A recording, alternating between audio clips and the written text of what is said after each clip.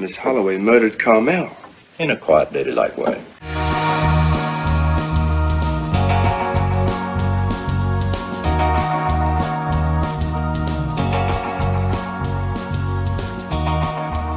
Hey everyone, welcome back to the Underrated Podcast. This is a podcast where we discuss films that we think are underrated, underappreciated, or ones that have just flown under the radar and passed most people by.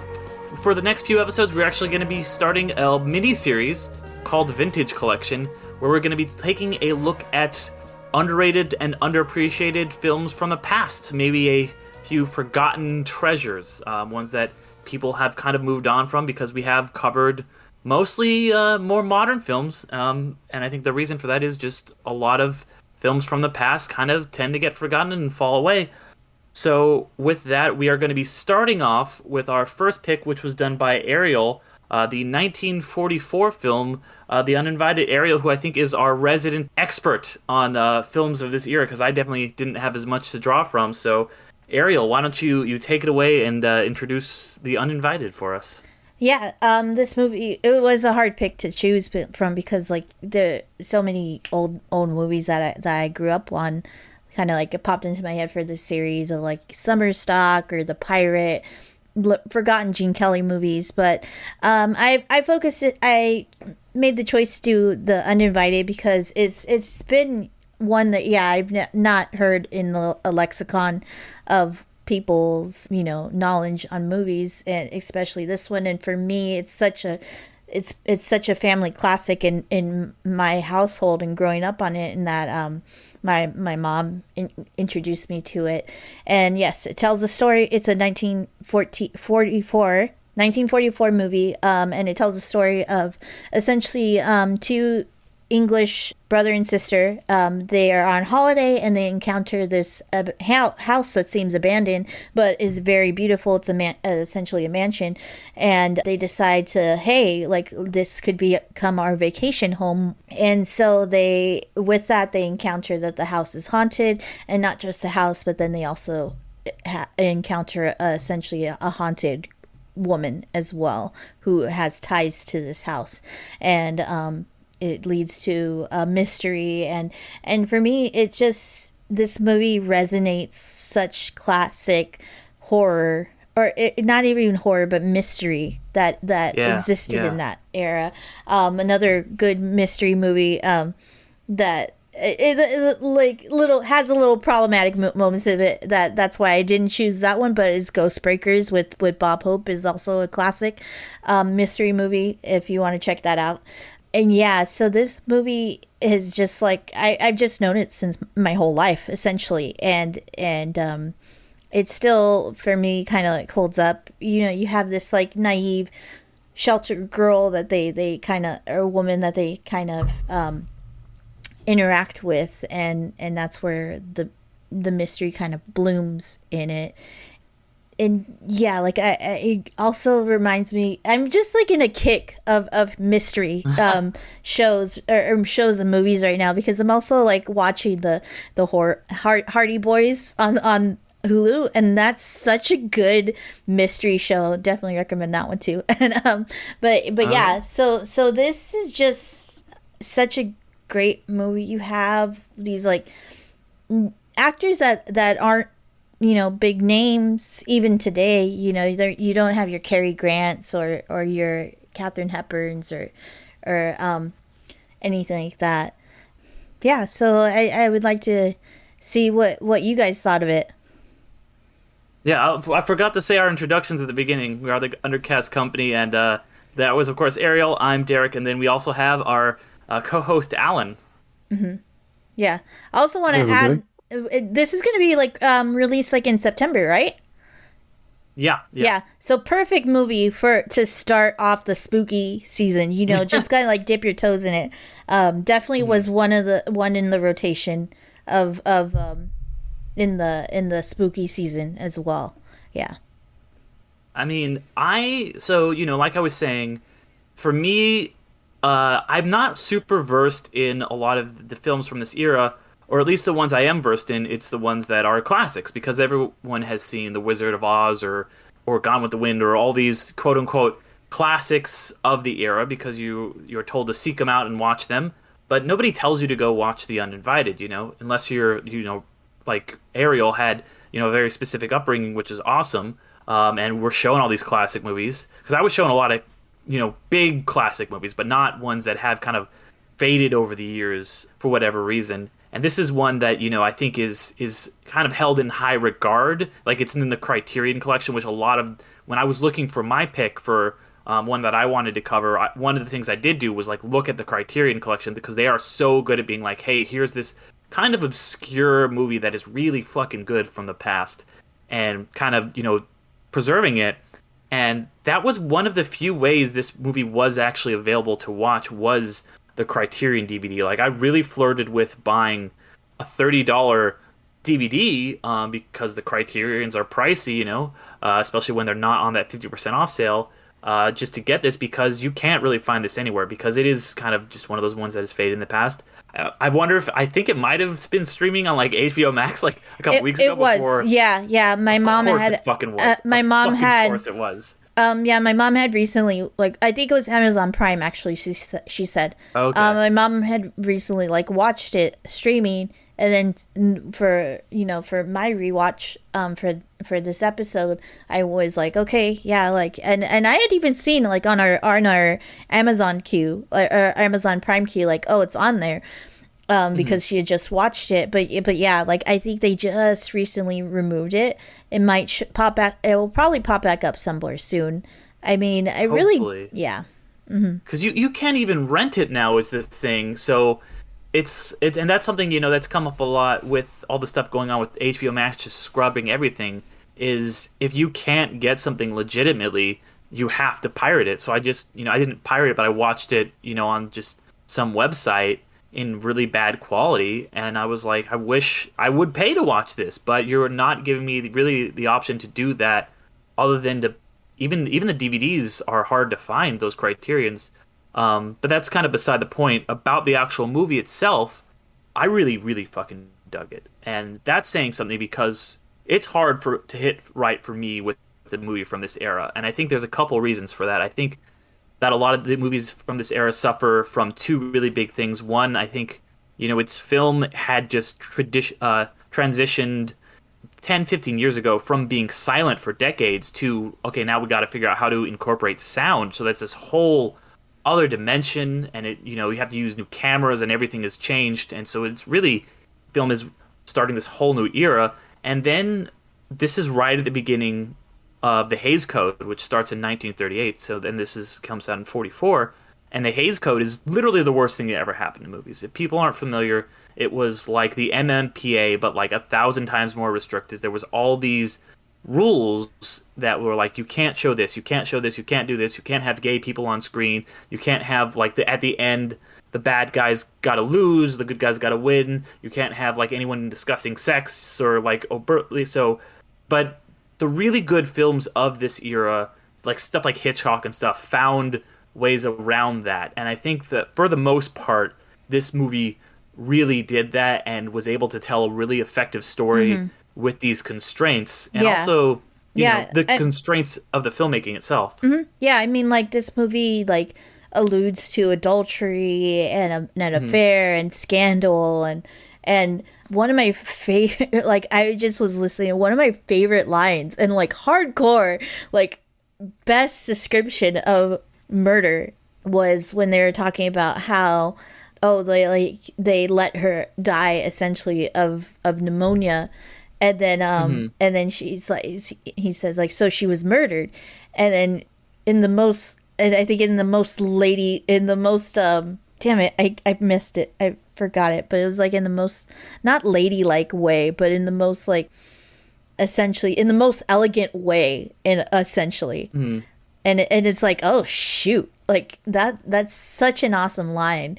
And like, I love like the like there's certain moments of like great dialogue in this movie that comes out, and just, yeah, this mystery and I don't know because I knew the ending and stuff like that, but it does really have some pretty good twists and that twist was so cool. I really dug that twist, and I think it's something like a horror, whatever you want to call it, a horror, a mystery, a gothic romance. Like it has, I love this kind of suspense thriller, whatever film it was, so much more than a quote unquote modern horror film, which I feel like movies that are just trying to just frighten you, like just to get a visceral like gut reaction that is not an emotional one, but it's just like a quick ha. And I've talked about this on the show before, so I won't go too much into it. But I think that just making you feel so unsettled is so much better in a movie, and just creating this vibe of unease constantly.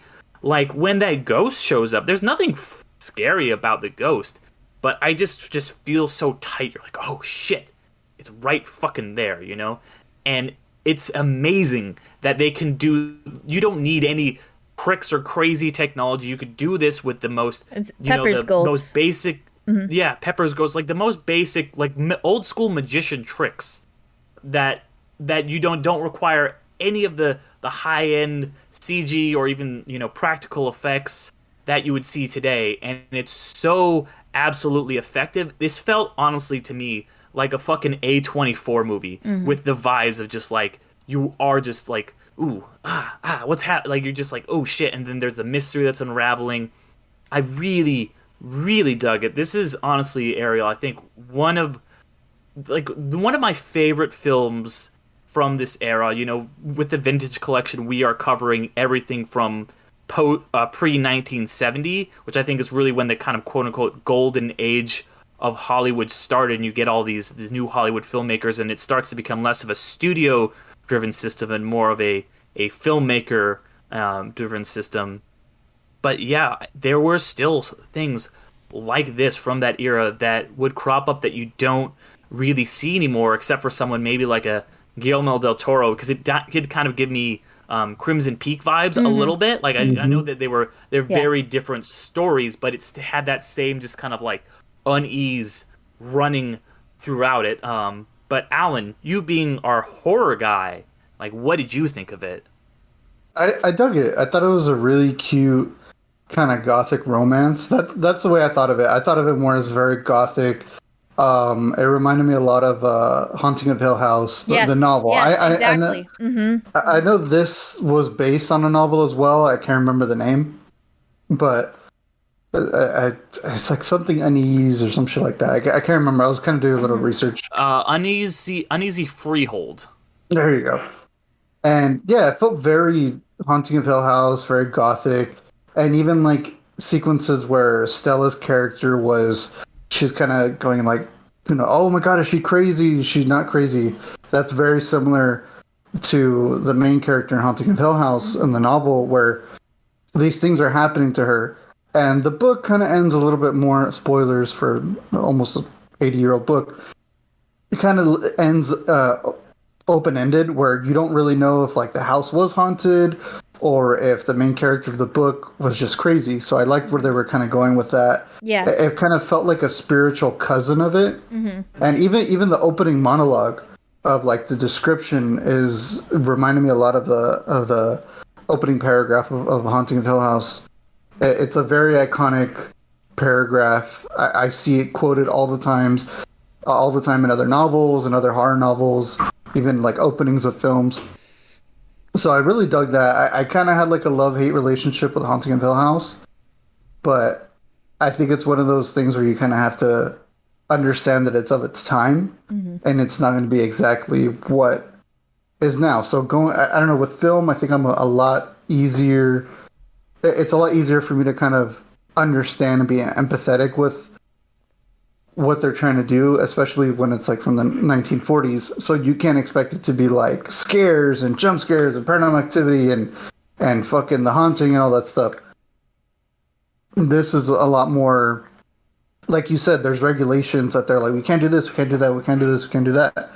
And I really dug it a lot. Like, it was super, super, I don't know, I have to say cute for some reason, because, like, I just, like, you know, because it's older, and for me, I felt that tension. I think one of the scariest scenes for me was the first night in the house, and they hear the wailing, and the crying. That was like, so fucking creepy. My fucking hairs were standing up.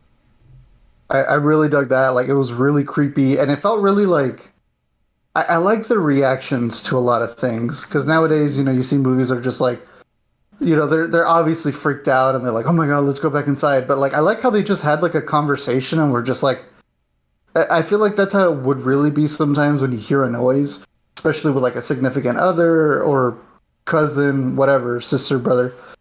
You kind of hear a noise and you just go, what the fuck is that? Like, what is that?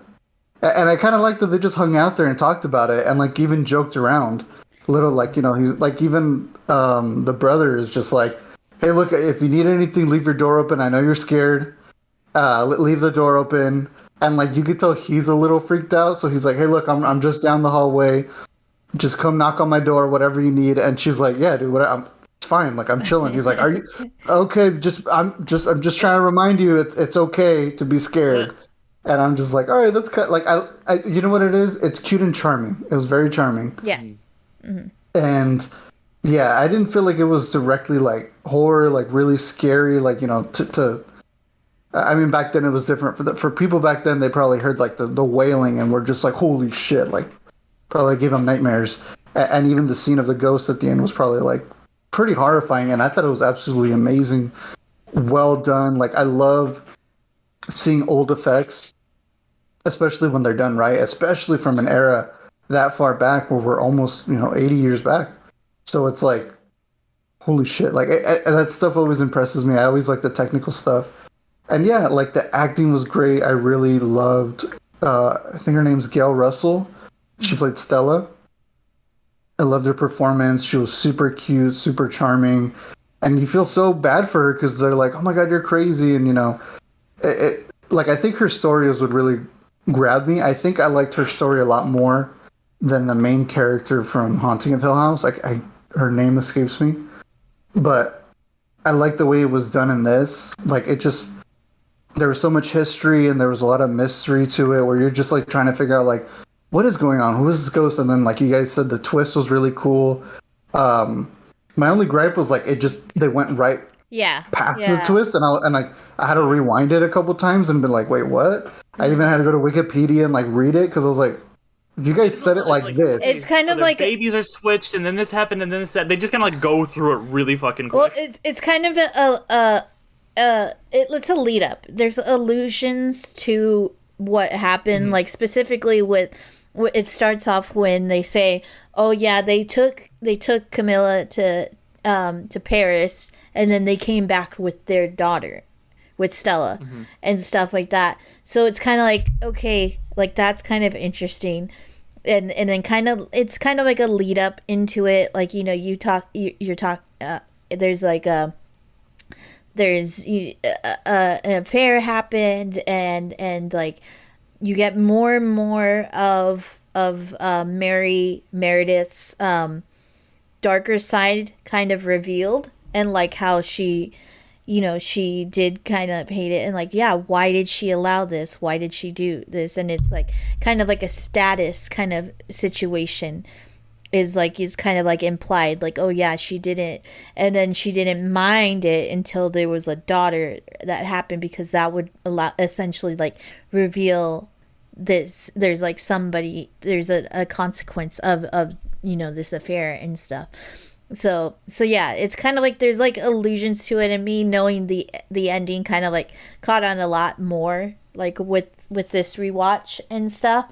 And kind of why, like, why would they kill her like that, like essentially like let her die of pneumonia instead of like saving her or treating her and anything like that. So it's kind of like you get kind of like this this mystery conspiracy kind of building into until you kind of with the doctor, the doctor friend and stuff like that, kind of like showing like a vengefulness, like we'll get, I will like essentially, yeah, like I'm essentially gonna send her your way so you could finally kill this girl, because there's so much, she's the reason why you died kind of thing, and you're with the best friend and stuff. So yeah, Yeah. Yeah. You kind of like, I And think you catch on more with the more watches, which is really cool because, like, you know, this movie definitely allows you to have these rewatches and to catch on to all these like clues essentially.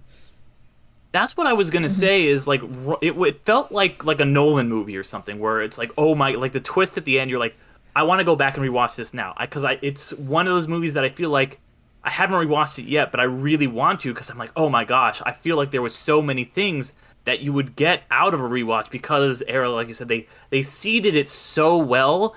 It never feels like the twist is coming or obvious, but you're like, oh my god, that makes so much fucking sense now. And I feel like on a second viewing, like a Fight Club or like a Prestige or something, when you know the twist at the end, you can view the entire movie in a new light. And I did want to rewatch it before we recorded. I just didn't have the time to.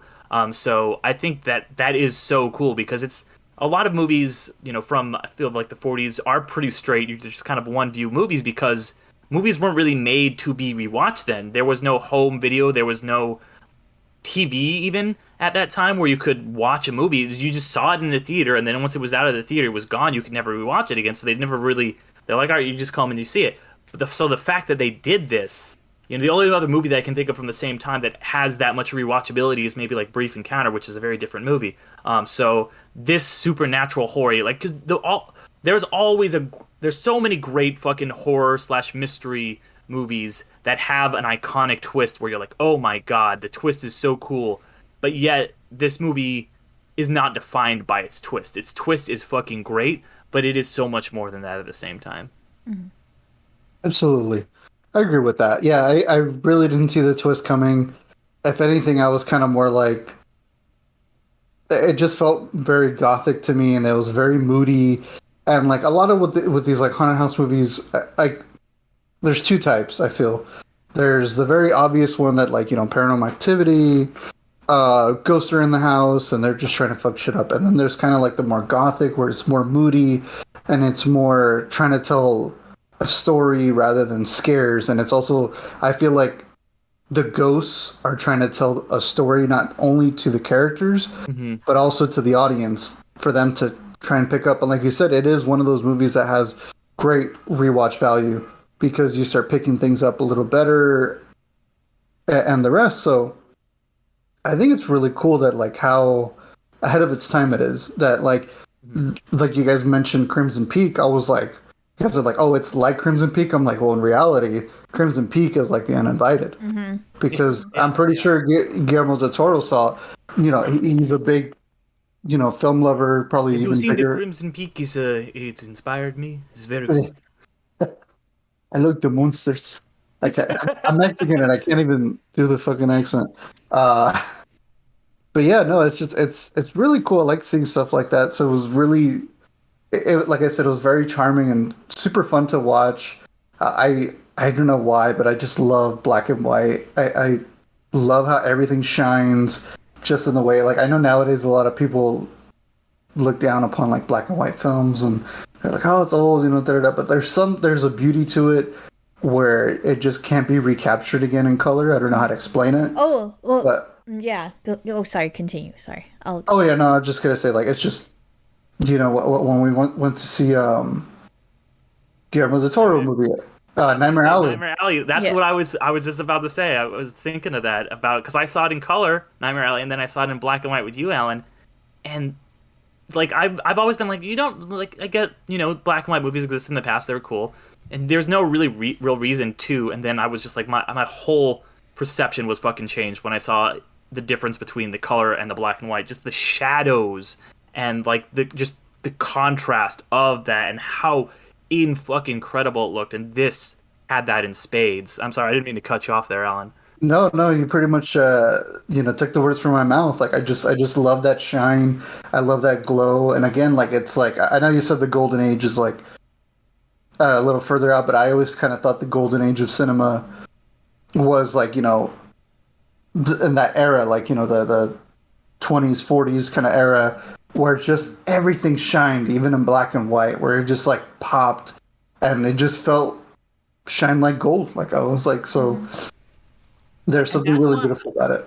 Yeah, that's why I was saying I wish that I would have watched this like on a because Criterion always does an incredible job at like restoring these old prints. And if I had been able to see like that a Criterion print, I still might buy the DVD next time there's like the Barnes and Noble sale or whatever. Because like to see that crisp black and white was like even watching it on like my computer screen on like a shitty transfer from Daily Motion where it's like you can see like it's very pixelated and everything.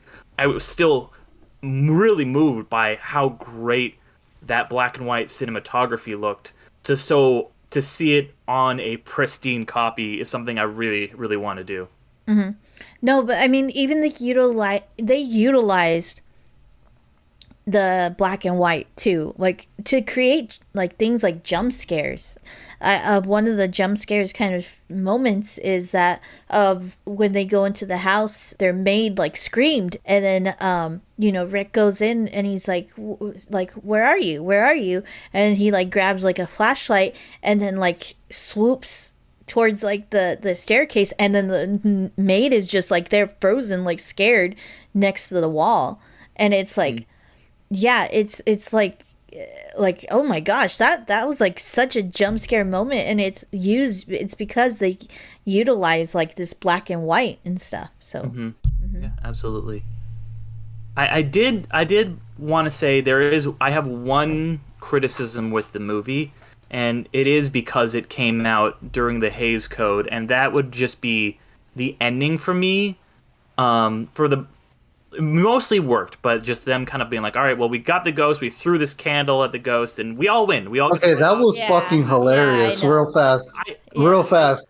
This movie has some funny ass shit. That's the other thing I was gonna say is like, well, it's just like, okay, the good guys have to win because it was like the Hays Code. It's like a malevolent entity cannot win, and I feel like if this movie was made today, you would be like, okay, there would still be some repercussions. Like something would happen to one of them. Like one person would have to get sacrifice themselves, or like they would have to burn the house down, or something would happen. But it's like all tied up pretty neatly, and it's something. Speaking of Nightmare Alley, in the modern Nightmare Alley, it ends very dark.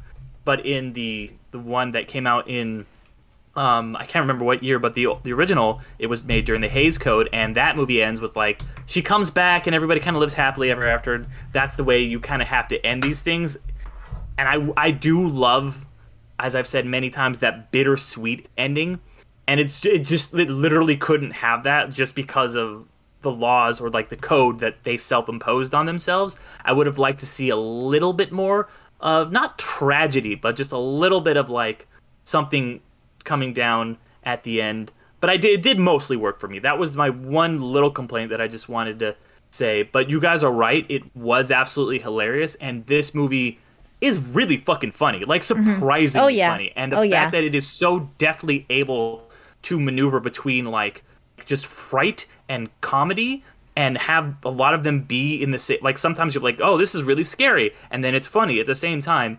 And it does that so well. I think it's really smart and really impressive. And like Jordan Peele has said, the reaction to get someone to laugh and to someone to get scared is so similar. And I think this movie really plays on that. Yeah. Yeah, you know what? I feel like this movie wasn't really much of a gothic romance. I think it's more of a gothic comedy. Because there were some great jokes in it. And like, the like gag where... Like was it Shaun of the Dead kind of? Kind of, yeah. Like that one's kind of more of that one. What do they call it? They called it a rom-com. Yeah, exactly. I remember seeing the posters like saying that, and this romzom.com. Yeah, it felt very much like gothic comedy where I was like, okay, it's kind of creepy, but it didn't feel like its main purpose was to scare. It felt like it was more like just a story to tell. And yeah, like the gag with the boat was pretty cool. And then I will say one of the funniest moments where I actually gasped and was like, oh my God, was where in the beginning the cat's freaked out. The cat doesn't want to go up the stairs. And the brother just fucking picks up the cat and like flips him. He's like, this would wake him up, and he fucking just flips him, and I was like, what the fuck? Yeah, I was like, okay, that's definitely no one giving a shit about animals at the time. They're just like, and when they just like they call the dog an idiot, they're like, "Get up, Harry, you stupid!" Like I was just like, that was dog fucking and cat funny. stupid so many times when they do dumb shit. Hell yeah, that shit was fucking hilarious. I was cracking up at that, and then we had mentioned earlier, the candelabra at the ghost. I was like, okay, like I just like that. He's like, you're defeated. We're not afraid of you. Fucking candelabra, and all I could think of was like, yeet, and I'm like, yo, go get the candle. You're gonna burn your fucking house that you just bought. I was like, and then he's just like, after that they're like, oh my god, is everything okay? And he's like, here's looking at you, kid, and they close the fucking door, and I was like, the candelabra's still like on fire or some shit. Like, go put it out. Like, all I can think of was like, this house is gonna burn. Yeah. Maybe they just didn't want to say it, and they're like, yeah, fuck it, burn the house. Yeah. I mean, like, there's so many things that like happen with this. Like, I mean, does the grandfather die like essentially of like guilt? Because he died of a heart attack. He died of a heart attack. Yeah. The ghost scared the shit out of him. But it's like of guilt, because like he starts to like, kind of like have symptoms I think he's just like has like I think he knew. I don't know. Do you think he knew the truth? Maybe not. I think it was just very much like he just had like a very vindictive daughter. I need to rewatch it and see. Yeah, because that's a good, like, yeah, it's one of those things I didn't even really consider. So on a rewatch, I would like having that new information, because he knows Interesting. Like, that's the thing, is like, so they're not even related like that. But I mean, like, he seemed like a kind man, but I mean, like, he knew that she was in danger, but didn't want to say exactly why. But did he think that it was it's not Camilla, but did he think that it was the mistress that was going after her, or did he know that it was his actual like real daughter and stuff, and like how cold, because of how cold she was, and like essentially, yeah. Well, no, he must have known, right? Because I was like, how did she get the perfume? Because did he? Who gave her the perfume? The father wrote that it's from your mother. So the father wrote that your mother wore this perfume. So I would just assume that she bought that perfume. Yeah. Okay. Mm-hmm.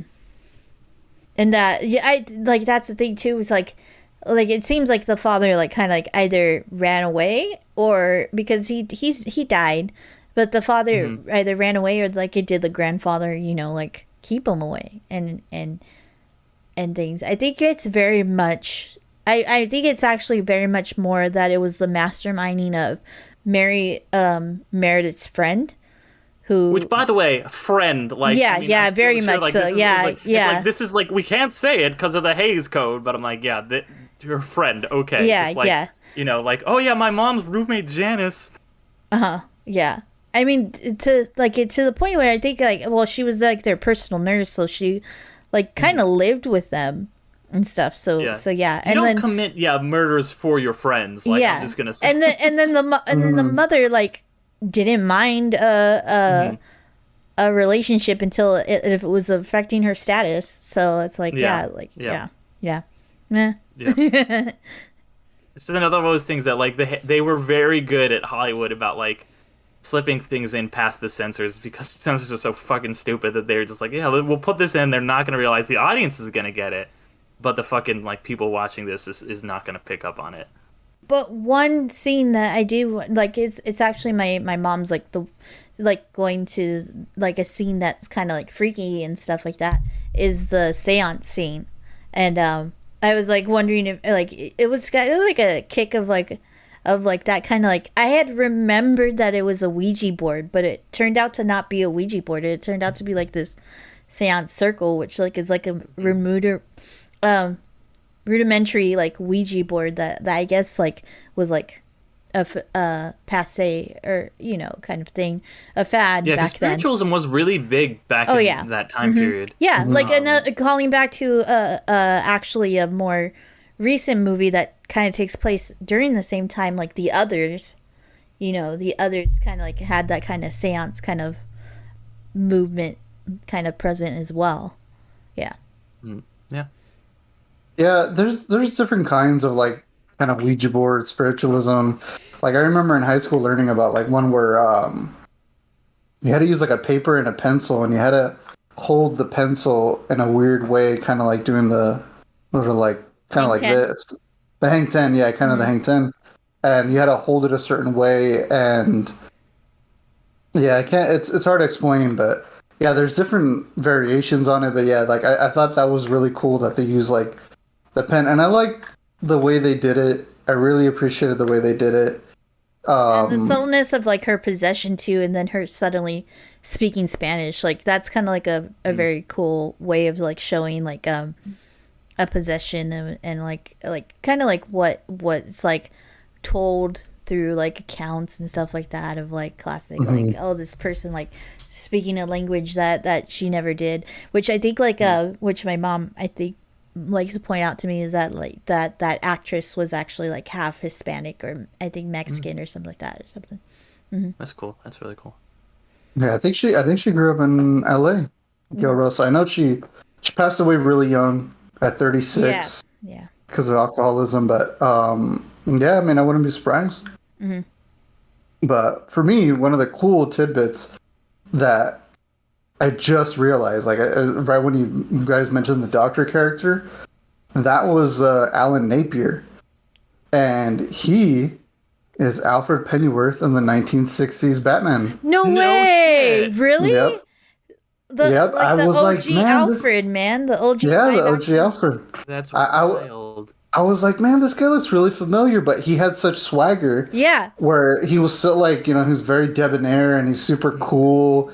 And I was like, man, this guy looks so familiar. I can't put my name. I can't put my tongue on it. And then like, and right when you guys said doctor, it just clicked that I was like, that was Alan Napier, and yeah, he was Alfred. So That's cool. it's really cool. And a little more tidbit based on him. I guess one of the somehow down the line where Batman 1989 came out, they call Jack Napier. They got the last name Napier from him, from Alan Napier, and then they got Jack from somebody else, or I think it was just a generic name. I was gonna ask that. That's really cool because you said Napier. I was like, wait, and you started talking about Batman. I was like, hold on a second. That's really cool, and I really appreciate that character because he doesn't in a worse movie. He's just kind of there to give exposition, move the plot forward, but he feels like a real person. He feels like somebody with actual like character traits and stuff. And I like that they give him this very subtle romance with his sister, and it's something that, like, if you took it away from the movie, it wouldn't affect the movie at all. Like, it doesn't really do anything to move the plot forward or move any characters forward, but it's just a nice little thing that happens in the background of this movie to make it feel like, oh yeah, these people, other people, like the quote-unquote supporting characters, they also have lives. They're also doing things, and it's this little side romance. And I love it when they just add stuff like that to movies because it makes the world feel so much more fleshed out and real. Yeah. I mean, they kind of call that out themselves, too, kind of like in a way with Maid, they're like, well, how do you know this? And she's like, essentially like, I have a life, kind of thing. Yeah.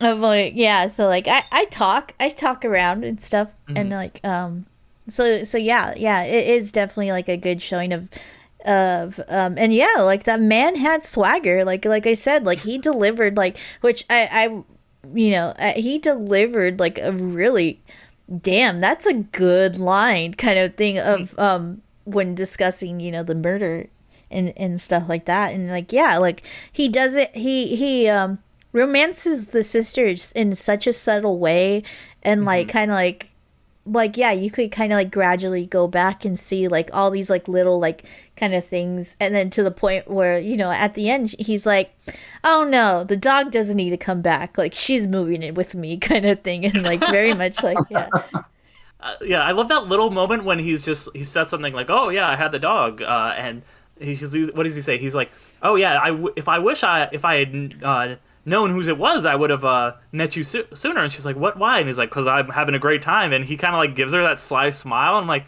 you dog, like you're the dog here. Like I thought that was fucking great. Yeah.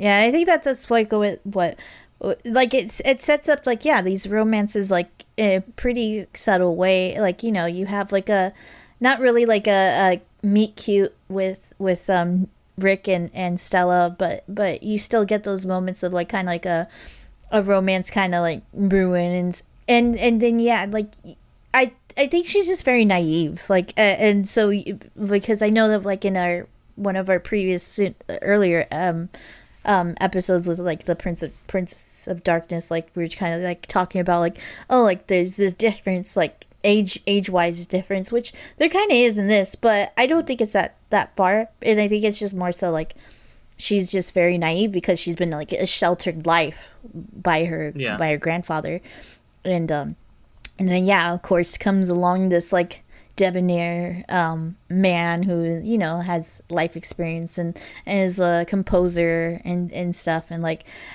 very much does like a move that in another romantic movie, The Holiday, we kind of see like he writes her own theme essentially. That was fucking so, I thought that was so fucking romantic. Like he's like, oh yeah, I just wrote this song. She's like, what's it called? And he's like, Stella's Starlight. I was like, holy shit, man. And like apparently that became like I looked it up later, that became like a standard that like Sinatra and all these people would sing or like play, and I was like, God, I was like, that's a move right there, man. That's a fucking good for you, dude. Like, and I just really loved that. I always relate to in films when they have like a struggling creative character. You will often see like writers or directors put those characters in because we as creatives have like all struggled, and he's just like, I want to be a writer and here's my writing space, but it's cold and freaky and stuff. And I was like, I get that with being like a writer and stuff like that and trying to create things, and you will always kind of have that almost point of view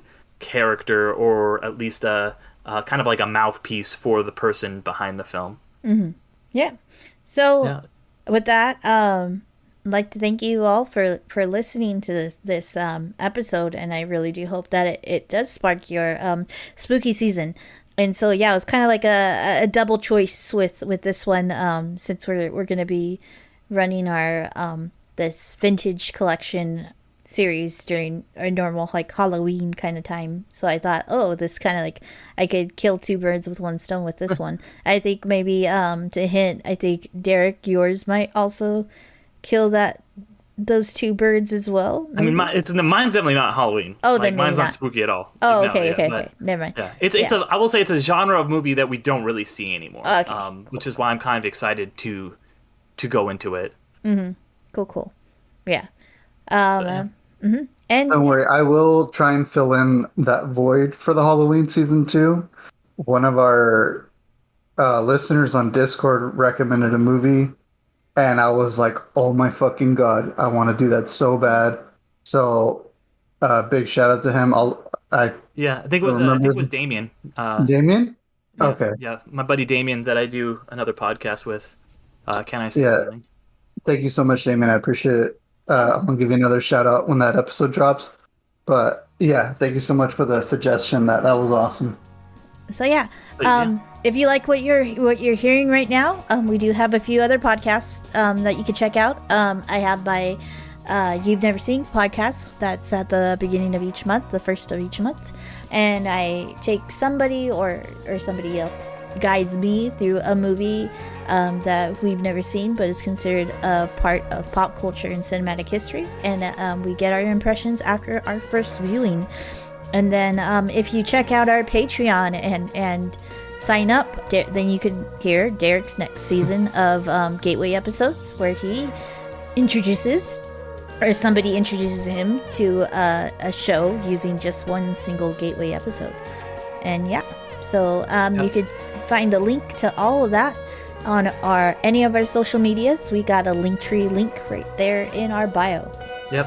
And definitely check us out on Discord. Like I was saying, we've had a lot of really great conversations with a lot of great people about films. Of course, like I mentioned, me and my friend Damien do another podcast, kind of say something that's kind of a more It's a film podcast as well, where we kind of just discuss usually what we've been watching, but sometimes we'll do topics and stuff. So check that one out, as well as all the ones we do here on Undercast Company.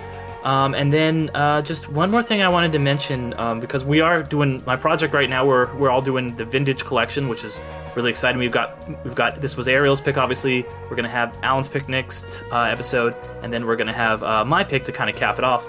But after that, I did want to mention that I am going to be working on another project. This is going to be a kind of a bigger project. I don't want to say too many details about it because it's very, very early right now, but I will keep everybody out there informed. It's going to be kind of a movie / maybe USA / documentary that I'm going to be working on. So stay tuned here, and I'll talk about it more, or I'll probably talk about it on the Discord and stuff. I'm really getting really excited for that. I just kind of wanted to mention it here before we wrapped up. Yeah, so thanks everybody for being amazing, and enjoy the start of the spooky season. Bye. Ladies, everybody.